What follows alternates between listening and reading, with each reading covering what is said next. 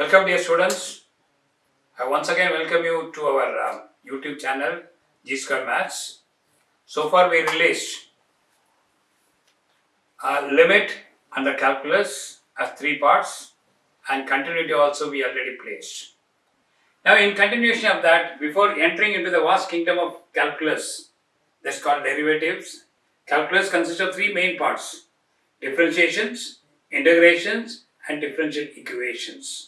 So, this is the last step we are going to enter into before entering into the kingdom of calculus. Calculus is a study of functions. In functions, y is equal to fx, a given function. X is always considered as an independent variable and y is a dependent variable.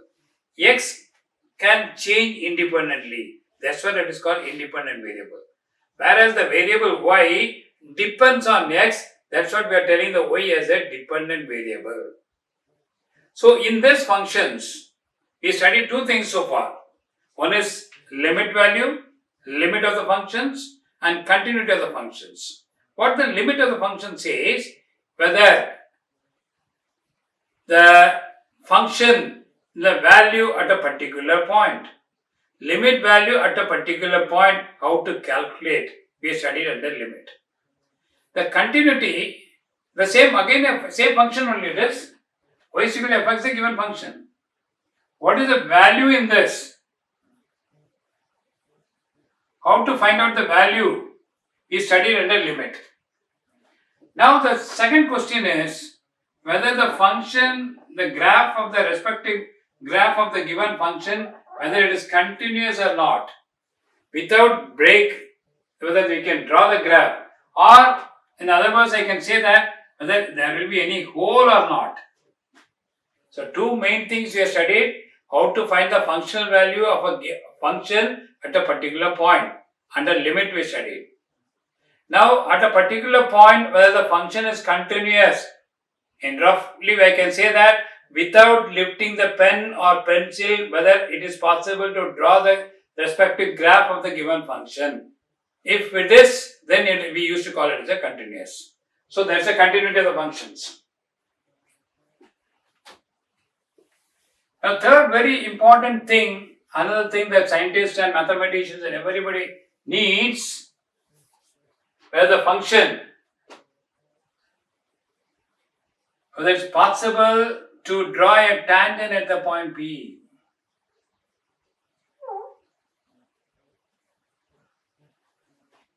Y is equal to fx, a given function. P is a point in its domain. Whether a tangent is possible. So the same point in three different ways. First, limit. What is the functional value of the given function at the point P? That we have studied under limit. The second, the continuity, whether the function is continuous at the point P. Whether without lifting the pen or pencil I can draw cross this point P. Is there any hole or not in that point? That's what we studied in the continuity. Now the third question is whether is it possible to draw a tangent at the given point. That's what we are going to study under the differentiability. So let us define. Let y is equal to fx, a given function. As I already told you that x is the independent variable and y is a dependent variable. So let us take a small increment and giving. Tends to 0. It may be very negative or very small quantity positive also. It may be 0.00001 or minus 0.00001, whatever it may be. A very small quantity which tends to 0. When there is a change in the independent variable, how this change affects this? So in the later stage, after we study the differentiation, we will be studying application of derivative also. We will be studying on another topic, error and approximations. In a functions, y is equal to fx, x value is given. With that x value, we calculate some other quantity y. After having a long calculations, at the last, They found that, the engineers, they found that there is a mistake in measuring the length of this particular things. There is a mistake in x. How it is going to affect the value of y? That's what we are going to study in this. So let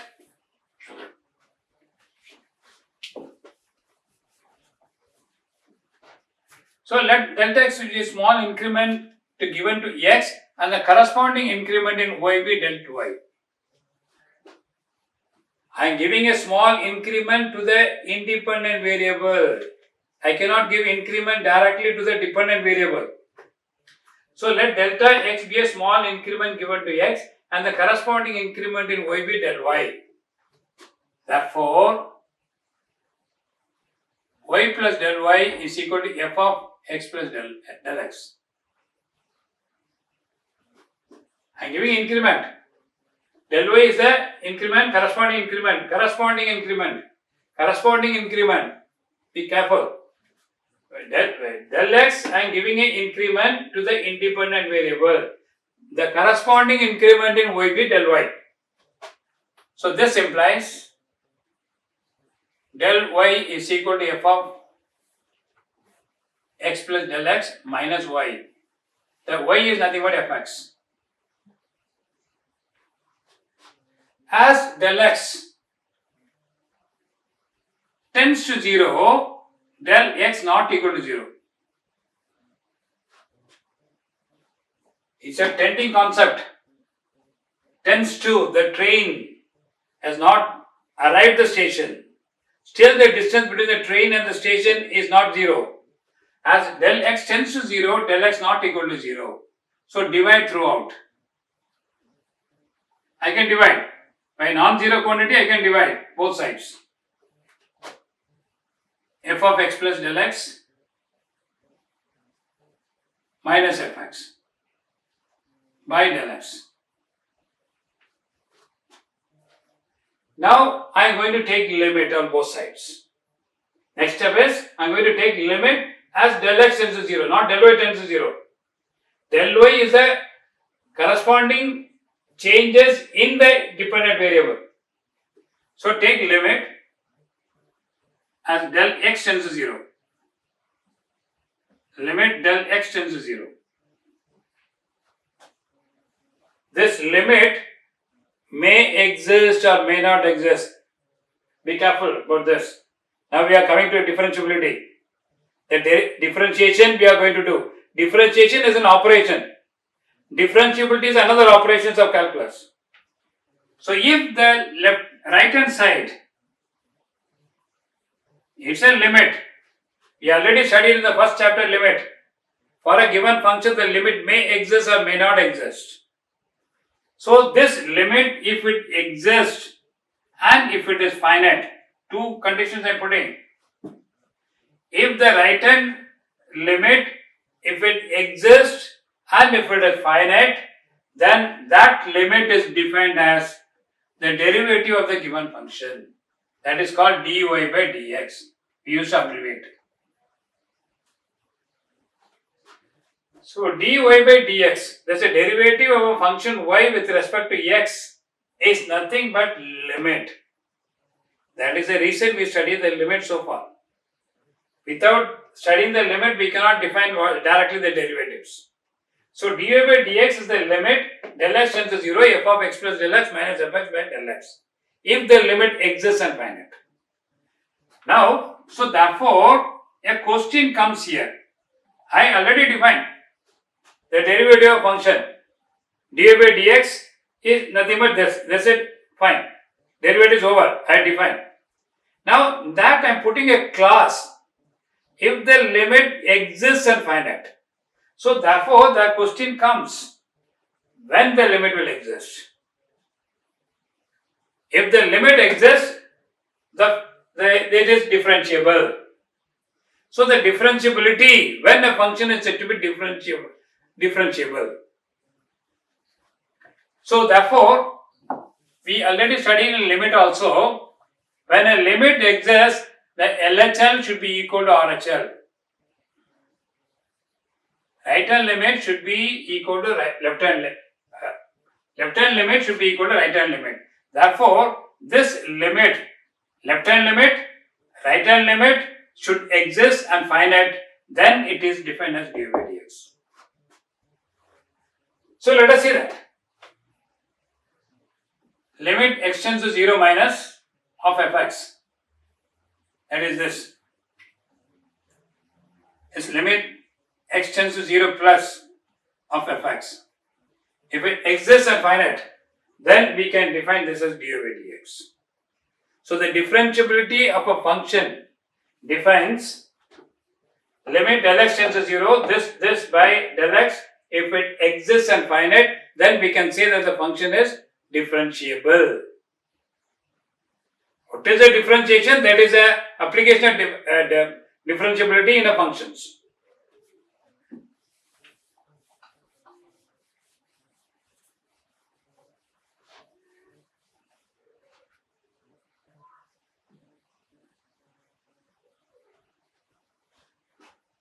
Now, we know that all continuous functions may be differentiable or may not be differentiable. All differential functions may be continuous or may not be continuous, that we will see later, whether it's continuous or not. So the first question is, all differential functions are continuous. First theorem in this,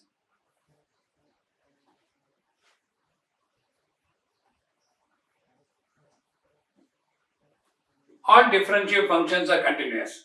So what we define, limit x tends to c of fx minus f of c by x minus c. If this limit exists and finite,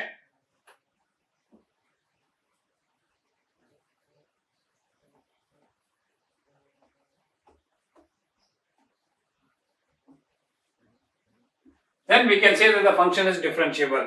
So we are going to see this one only. All differential, this is another first theorem. All differential functions are continuous. So to show that a function is continuous, we already studied under continuity, we have to show that the limit value is equal to function value. If the limit value and function values, if they are same, without break I can draw the graph. That means there is no hole. The limit value and the function value same. That means there is no hole. That's very clear. So let us see that. F of x minus f of c. This I got to prove that. This is a differentiable. Function is differentiable, therefore this is equal to this. Exists and finite. From this I got to show that the function is continuous also. So let us check this. Let us take the numerator function.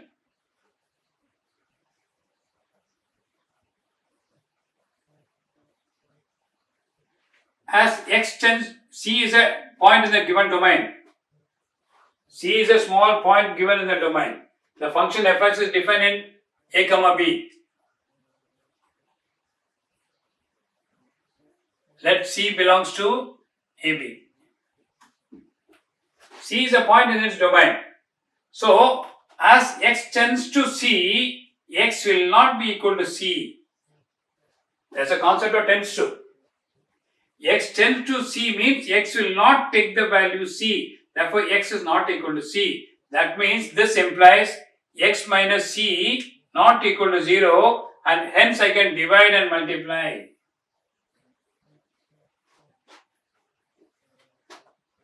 By a non-zero number, I can divide and I am multiplying this. I am taking the numerator of this. I got to prove this. This is a differentiation. The function is differentiable. We have to show that all differentiable functions are continuous. This is the first theorem and a very, very important theorem also. In the later applications also you study that. Whenever we have to show that it's a differentiable, as a continuous, just to differentiate. And if it is differentiable, then it is continuous. No need of drawing the graph, no need of finding the limit value, this. Just to differentiate that. So this is given. This is a proof. As c is a point in the domain, as x tends to c, x not equal to c, therefore x minus c not equal to 0. So therefore taking the numerator of this, what is given in this, that's equal to this. So take limit as del x tends to 0, x tends to c, f of x minus f of c.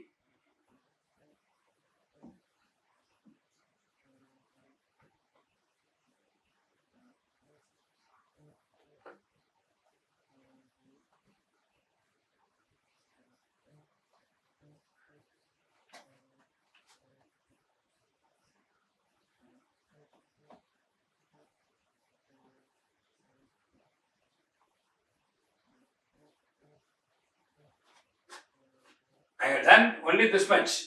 As x tends to c, x minus c not equal to 0, I divided and multiplied this numerator quantity. Then I am taking the limit value. Limit value is equal to this. This is already given. Is a f dash of x.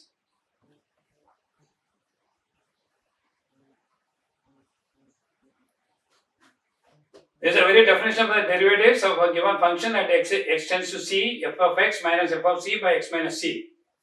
Here substitute x equal to c into 0 minus 0. So that is equal to 0. So ultimately what I am getting at,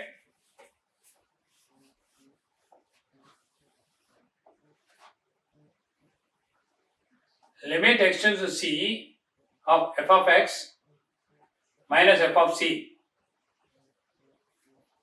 is equal to f dash of c into 0, which is equal to 0.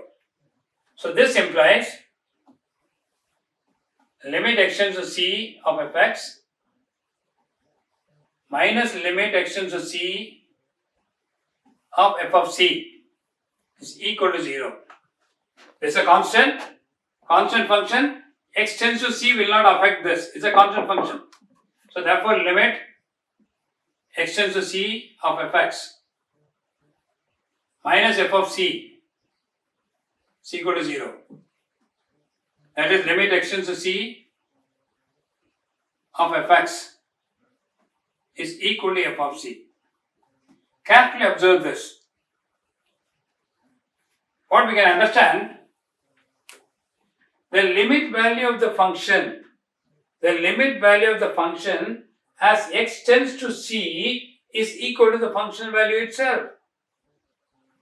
By the definition of continuity, if the limit value of the given function at a particular point, if it is equal to function value, and that function is continuous, and hence function is continuous. Therefore, all differentiable functions are continuous. Hope it is clear. So the very first important, first theorem is all differentiable functions are continuous. If you found that the function is continuous, very well you can assure that it is a continuous function. So now the converse is not true. So for what we have seen that a differentiability implies continuity. Now the question is, continuity will not imply differentiability. Converse is not true. To disprove anything in mathematics, it is enough if we give one counterexample. Counterexample is said to be counterexample if its suffix is given problem. So let us take a counterexample that y is equal to mod x. We know what is a mod x? Is an absolute value function. Y is equal to mod x is defined like this. Is x for all x is greater than or equal to 0 minus x for all x is less than 0. Is a vector function y is equal to x and y is equal to minus x. Now this function, mod function is a continuous function. From the graph itself we can understand that without lifting my pen or pencil I can draw the graph. So the function is continuous throughout. This side is a linear straight line, this side is a linear straight line, This is a point, there is no break in that, it is going continuously with this. So the modulus functions are always continuous. Whereas, whether they are differentiable or not, we got to see that. So that means we have to show that left hand derivatives equal to right hand derivative or not. We have to check it. So limit at x equal to 0, at x equal to 0. So let us check. Let us take one point. If in that point, if the function is not differentiable, then the function is said to be not differentiable. So limit x tends to 0 minus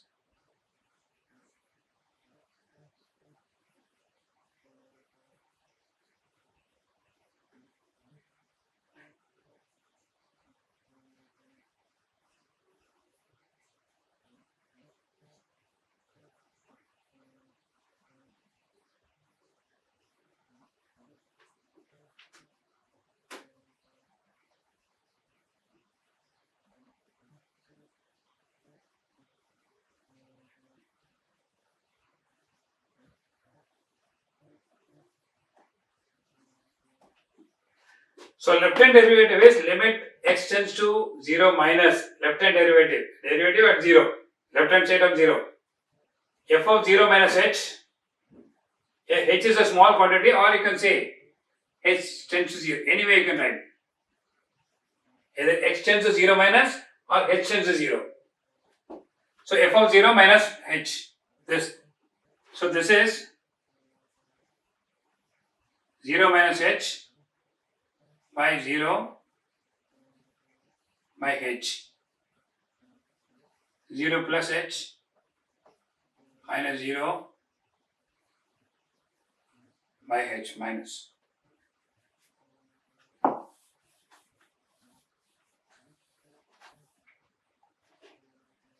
Mod of 0 minus h, that is mod of minus h, minus 0 by minus h.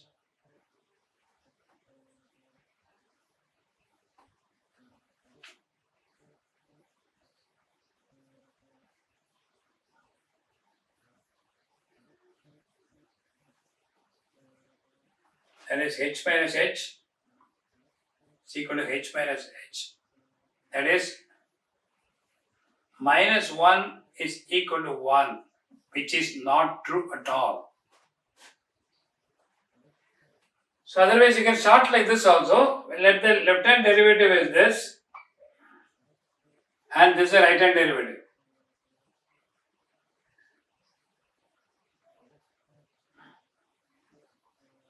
Left hand derivative I am calculating, right hand derivative I am calculating. Or both you can do that, and lastly you can say there is a contradictory proof of this any statement. When I am arriving as a contradiction, minus 1 is equal to 1, which is not true. Hence my assumption is not right.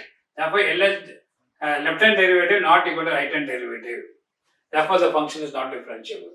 Otherwise you take the left hand derivative, separately do that, right hand derivative, do that, and this is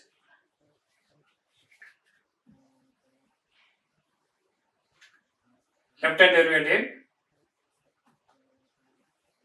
this is a right hand derivative,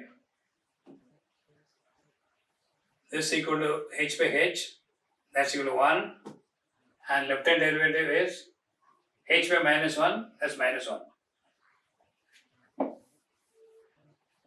Therefore, left hand derivative not equal to right hand derivatives, and hence the function is not differentiable at the point 0. So what it implies is we started with the function is continuous. We landed at what? The function is not continuous, differentiable at the point x equal to 0. And hence we can conclude all continuous functions need not be differentiable.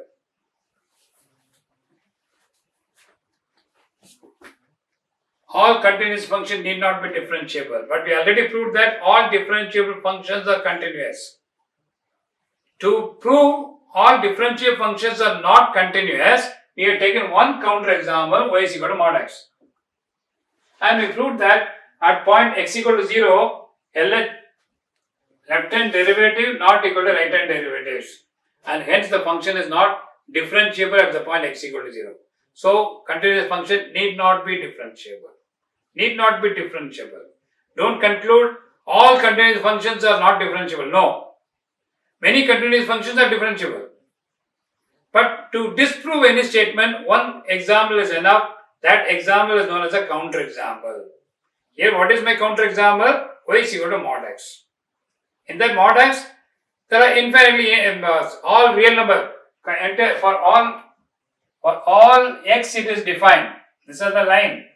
For all x is defined. This is all points are continuous. One point I am taking. This is the point. At this point, the function is not differentiable, and hence mod x is not differentiable at point x equal to 0. Whereas this is continuous at minus 1. Is it differentiable to 1? Is it differentiable to 2? Is it differentiable to 3? Any points, it is differentiable except this point. So it is enough for me to say the function is not differentiable at the point x equal to 0, and hence continuous function need not be differentiable.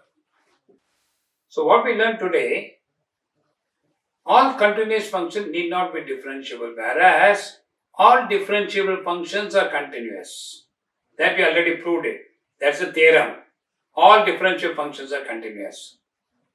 Now the converse of this theorem, that is, all continuity functions are not differentiable. I have taken an example. That example is known as a counterexample. Y is equal to mod x. We proved that this function is not differentiable at the point x equal to 0, and hence the function is not differentiable. So already you studied what is dy by dx. When y is equal to x power n. And we already studied this as n into x power n minus 1. How? Same the definition applied. We define dy by dx as limit del x tends to 0, f of x plus del x minus fx by del x. This is the derivative definitions. If the right hand limit side, if it exists and finite, it is a dy by dx. So dear children, we define dy by dx, the derivative of a function with respect to x, with the help of a limit. Dy by dx equal to limit del x tends to 0, f of x plus del x minus fx by del x.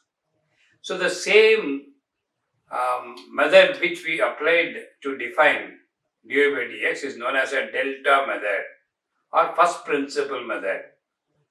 We gave a small increment in the independent variable, that is, let del x be the small increment given to x, and the corresponding increment in the dependent variable y be del y. This is what we started with to define the derivative of a given function. So the same first principle method, the same delta method can be applied for any functions. Let it be trigonometric function, let it be logarithmic function, let it be algebraic functions. Any functions we can apply the same methods. Say for example, let us find out how it is. We got to find out what is dy by dx. This is a question. The dy by dx we define with the help of an increment. This limit method. So let us give a small increment del x to the independent variable x, and the corresponding increment to y be del y. So y plus del y is equal to x plus del x power n. We are going to find out dy by dx with the help of giving increment. This method is known as the increment method or delta method or first principle method. So therefore del y is equal to x plus del x power n minus y. Then y can be written as x power n. Because y is equal to x power n is a given function. So that is equal to, now expand this by using the binomial theorem, x power n plus nc1 x power n minus 1 into del x plus nc2 x power n minus 2 into del x whole cube square, etc., etc. It will be n plus 1 term total. Lastly, minus x power n, this minus x power n. Here, from here to here, there will be n plus 1 term, and this another term it is. So now therefore del y is equal to, and x power n will cancel. You can take del x outside,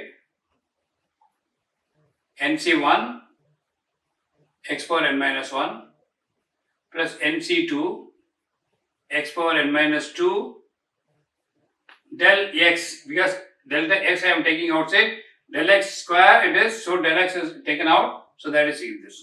All other term will be having del x.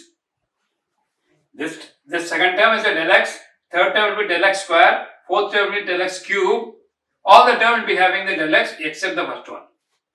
So now divide throughout by del x as del x tends to 0, del x not equal to 0. Therefore, I can divide throughout.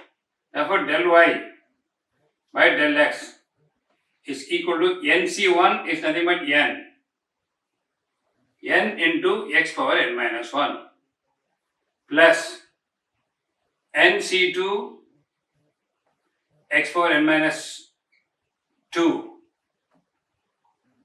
This is square.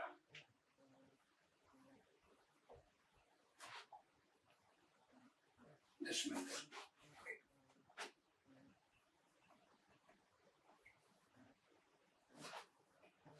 Now take limit.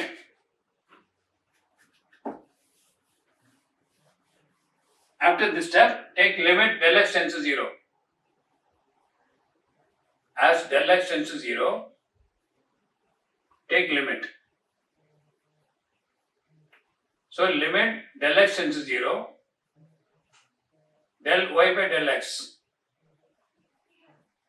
is equal to, this will be, there is no del x at all, n into x power n minus 1 plus 0 plus 0 plus 0, because all other term will be having del x. So therefore, this is as by the definition, it is dy by dx. Therefore, dy by dx is equal to n into x power n minus 1. The method which I use here to find out dy by dx of the given function is known as the first principle method or delta method.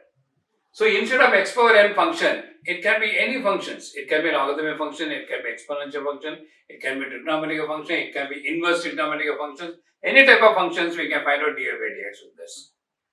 So with this we will conclude this one. We will go to the differentiation in the next class, then we will see the remaining things. Dear children, in the next class what we are going to see that what is differentiation. We have seen that when a function is said to be differentiable, we used to tell it's a differentiability of a function. Next one is an applications of the differentiability. How to find out the derivative of a given functions. In the next class we will see that. Let me take this opportunity to thank you all for wonderfully watching this our channel, and please subscribe and keep on watching this. We will be releasing the other part also.